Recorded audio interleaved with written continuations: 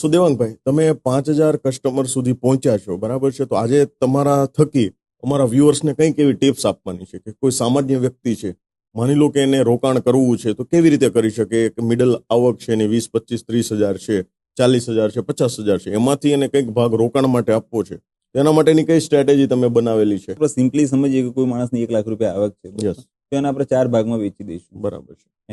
એનો 30, 30 અને 40.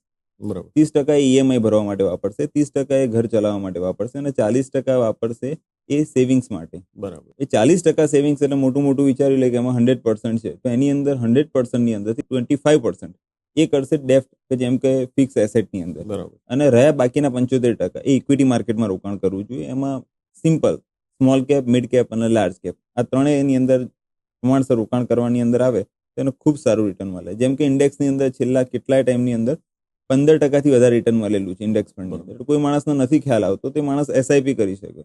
અને બીજું આની એક બ્યુટી એ છે કે 1,000 રૂપિયા રોકીને બી માણસ છે કરોડપતિ બની શકે માણસ.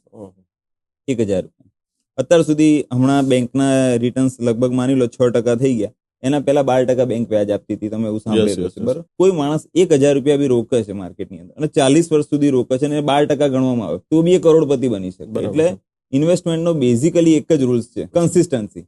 કસરત કરવી, રોજ કરવી પડે. એમ ઇન્વેસ્ટમેન્ટ બી સબ, જો તમે 1,000 રૂપિયા અને 40 વર્ષ કરી નાખો તો બી તમને કરોડપતિ બની જાય. એટલે કોઈ પણ માણસ કરોડપતિ બની શકે છે આપણા દેશની અંદર. સિમ્પલ એક મેથડ છે, કન્ટિન્યુઅસ. બરાબર. ધંધો હોય કે કોઈ પણ વસ્તુ હોય, એની અંદર કન્ટિન્યુઅસ તમારું હશે, એ તમને આગળ લઈ જશે. બરાબર.